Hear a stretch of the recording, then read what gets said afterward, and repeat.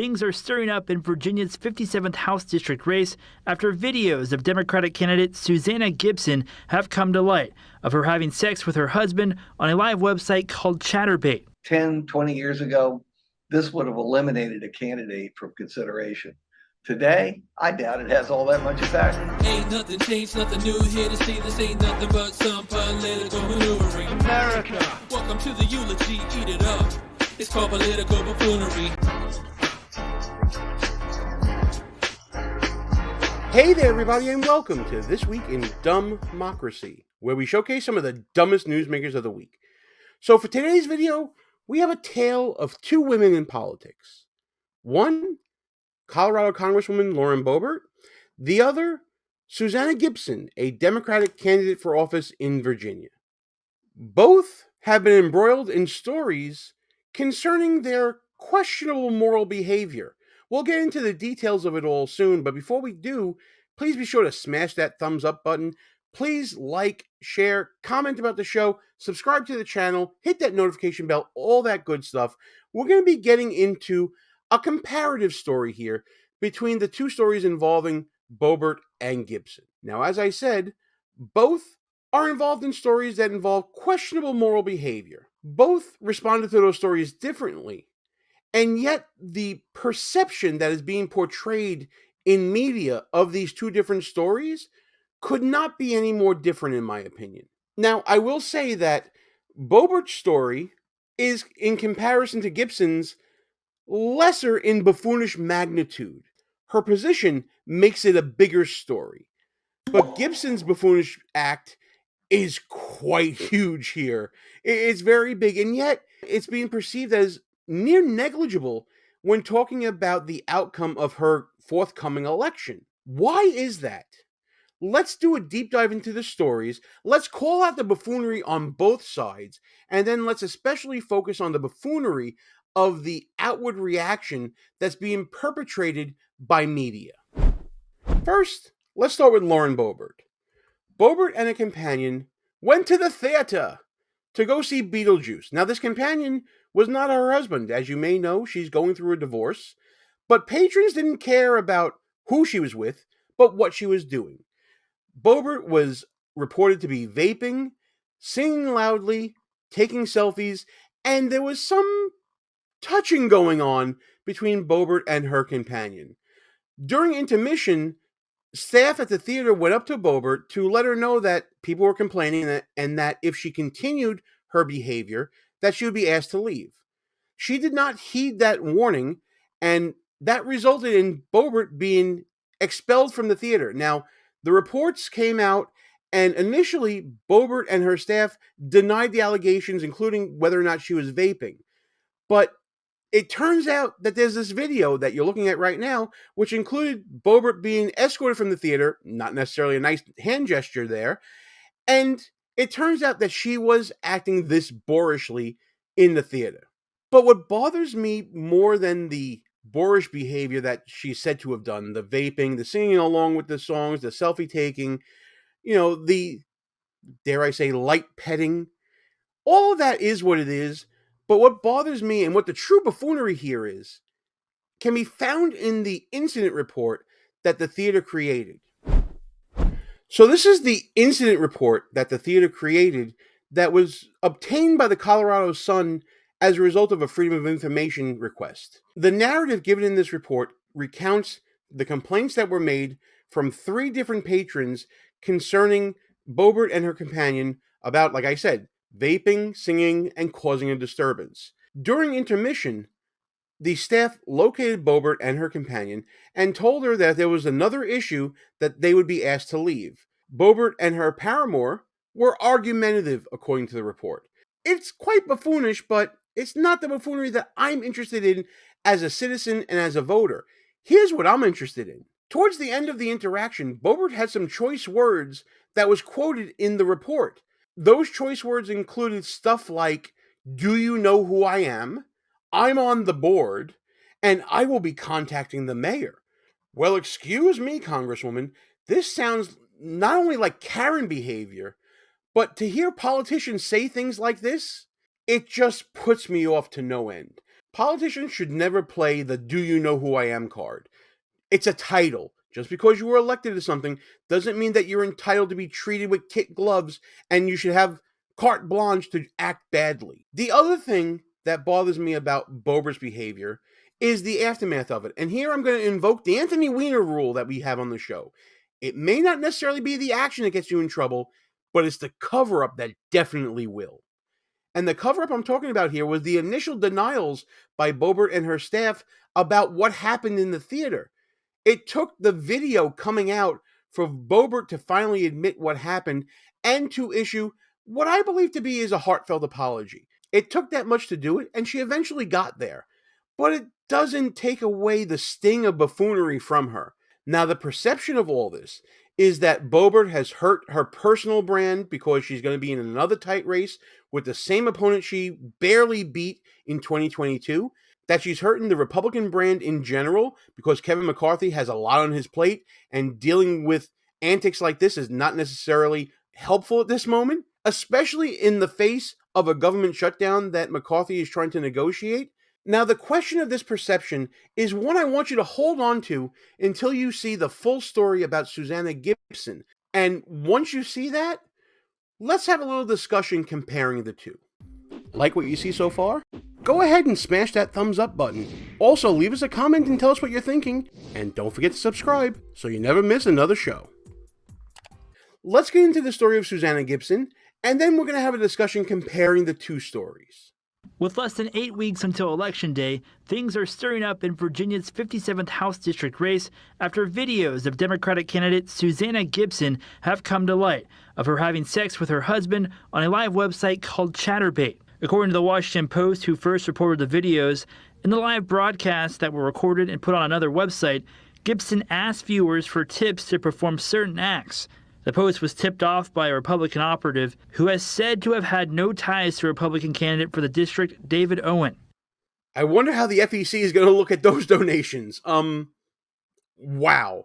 So, obviously, let's start the comparison between Boebert's acts of buffoonery and Gibson's. As far as the salacious nature of the two events, wow, Gibson seems to have the greater magnitude of buffoonery here.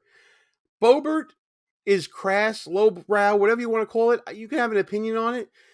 But the sexual connotation of what occurred, the salacious nature of what occurred with Boebert, pales in comparison to a video live streaming on Chatterbait. And for those of you out there who are wondering what Chatterbait is, you know what it is.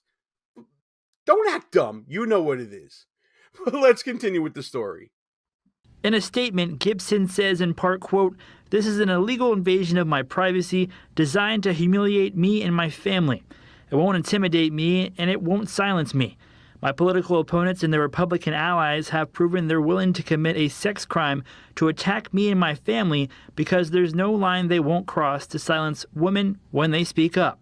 So now let's compare the two responses. Boebert started with a denial, and then when confronted with further evidence, issued an apology. Gibson's on the attack. She's not making any apologies for the behaviors that she was doing for the live streaming of the video itself, and she's blaming others, trying to play the victim card. Let's continue on, shall we? I'm going to reserve my opinions for the end. Gibson, a nurse practitioner and mother of two, says this won't force her out of the race. Her campaign attorney told the Post the leak is a crime, calling it revenge porn. If you look at the numbers, the parties are almost tied there. In a good Republican year, they carry it by a little bit. In a good Democratic year, they carry it by a little bit. You just don't know. Larry Sabato with the UVA Center for Politics says in the age of Donald Trump, it's hard to say how this will impact voters. 10, 20 years ago, this would have eliminated a candidate from consideration. Today, I doubt it has all that much effect. Sabato says years ago, parties would have tried to cut ties with the candidate, but already Democrats have turned to push for donations to Gibson's campaign fund. I just don't know. I think we'll have to watch and see, but it's not disqualifying. That much is obvious. Okay, so again, close race in Virginia, close race in Colorado coming next year. The story with Lauren Boebert is that she hurt her brand and that she put her re-election in jeopardy. The story in Virginia with this Democrat is that a live-streamed sex performance is not disqualifying. Not only that, but from the story, I get the sense that Democrats are organizing in support of Susanna Gibson. That just boggles my mind. So if we're looking at perception now, the perception coming out of the media from Lauren Boebert's story is that she's in trouble. She can't get reelected. It's hurting the Republican brand. The story about Susanna Gibson is that this probably won't affect the outcome, and in fact, it might help her because people will rally behind her. So now if we're looking at just buffoonish magnitude of the acts of the two people, Lauren Boebert's actions versus Susanna Gibson's actions, the magnitude of Gibson's actions are huge here in comparison to Boebert. Now, Boebert does have some aggravating factors involved, which included the lying and the denial, and then the subsequent evidence of the video coming up, which adds to the buffoonish magnitude. So if you wanted to argue, my fellow buffoonologists, that the magnitude are the same when you add in the aggravating factors for Boebert, okay, I'll go along with it. So why the difference in perception between Boebert and Gibson? Well, I would submit it's about partisanship. Democrats are going to attack Republicans who support Boebert because of perceived hypocrisy. Republicans are supposed to be the party of the moral majority, according to Democrats. They're supposed to be the party of the religious right, not just the right in general. So when someone acts poorly on the right, and you still support them, it's not about forgiveness, it's about hypocrisy. The standards are different from the left when looking at their own, who commit arguably bigger acts of buffoonery. In this particular case, a live-streamed video taking donations while you're having intercourse with your husband, that's okay. You can still get elected for that. But go to a theater and act poorly with a little bit of sexual connotation to it as well, and you've destroyed your brand, you've destroyed yourself. Oh my goodness. And how dare you support that person, you hypocrite. Now, if we look at both acts through the Republican lens, I think that many Republicans would say a pox on both the houses, that Boebert acted poorly and acted unwise, and a lot of Republicans would look at what Susanna Gibson did and just recoil. But I will agree that all of these rules have changed when Donald Trump got elected. Donald Trump could do no wrong with Republicans. It didn't matter how many marriages he had. It didn't matter if he had affairs. It didn't matter the whole Stormy Daniels thing. He was still the guy. I think what's going on here is that Democrats don't realize that Republicans have changed since those established rules 10, 20 years ago. So in the end calculation, can you say reasonably that both are buffoons for what happened here? Absolutely.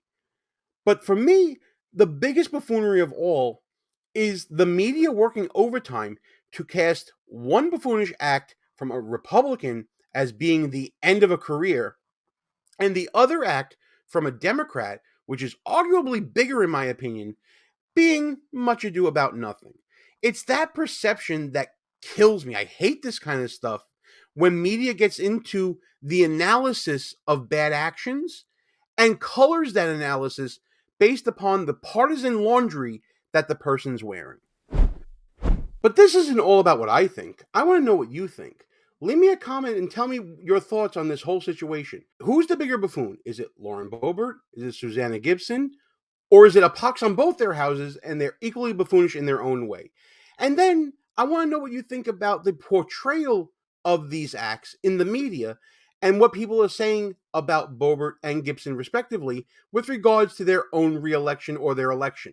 I want to see if you think that there's different treatment here to different acts of buffoonery based upon their party affiliation and the opinions are being colored by partisanship. And I also want to know your opinion about anything else about this video, any shenanigans and buffoonery that you see that we can discuss this week in DUMBmocracy. See you in the comments.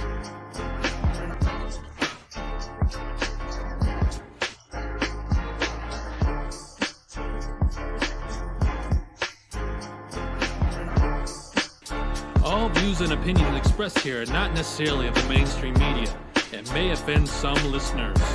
It's called political buffoonery.